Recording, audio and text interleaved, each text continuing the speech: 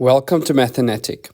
We are revising content for paper 1, and in this video we want to determine the value of n if we have the following sigma expression that is equals to 155. In previous videos I explained that sigma is simply the sum of terms.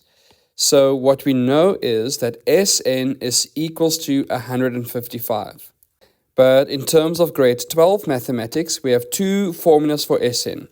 One for the arithmetic sequence or series when we have a constant difference between terms, and the second for the geometric series when we have a constant ratio between terms.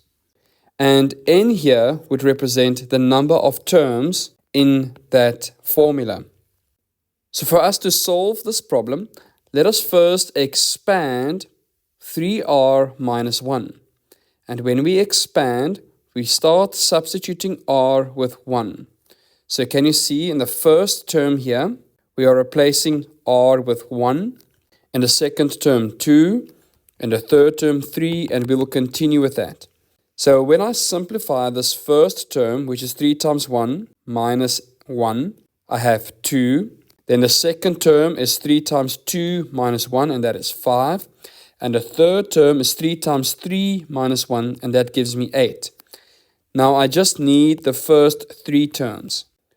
And the reason why I'm expanding the first few terms is to find the a value, which is the first term, and the constant difference between terms. And that constant difference is 3. So can you see, difference between 2 and 5 is I need to add 3.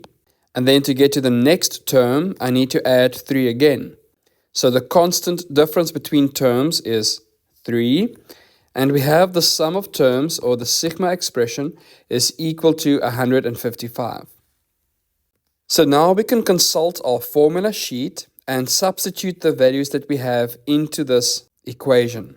We have Sn as 155. We do not know what n is. That's what we're trying to find. A is equals to 2, and the difference between terms is equals to 3. So now that I have substituted everything, I'll multiply both the left and the right by 2. On the left, we'll have 310, and on the right hand side, the 2's will cancel out. So we have n times the brackets. And notice what is happening within the brackets. 2 times 2 is equals to 4. Then 3 times n is 3n, and 3 times negative 1 is negative 3.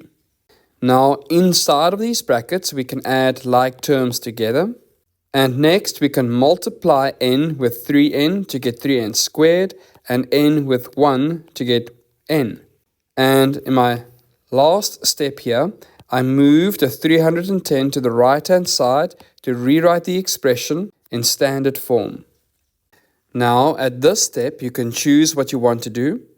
You can either use your calculator or the quadratic formula to solve for n. And I always prefer to use factorization. So when I factorize this trinomial, I have 3n plus 31 multiplied with n minus 10. And when I solve for n, I have n is equals to 10, or n becomes negative 31 over 3.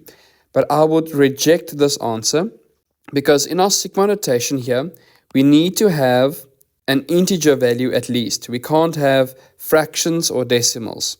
Also, I will reject the negative value because terms cannot be negative.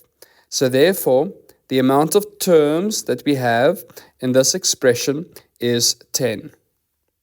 And that means that the upper limit of our sigma expression is equals to 10. Thank you for watching. Support us by liking and subscribing to MatheNatic. Check out our Digistore for math study notes, with free downloads for statistics and financial math. Follow the link in the video description.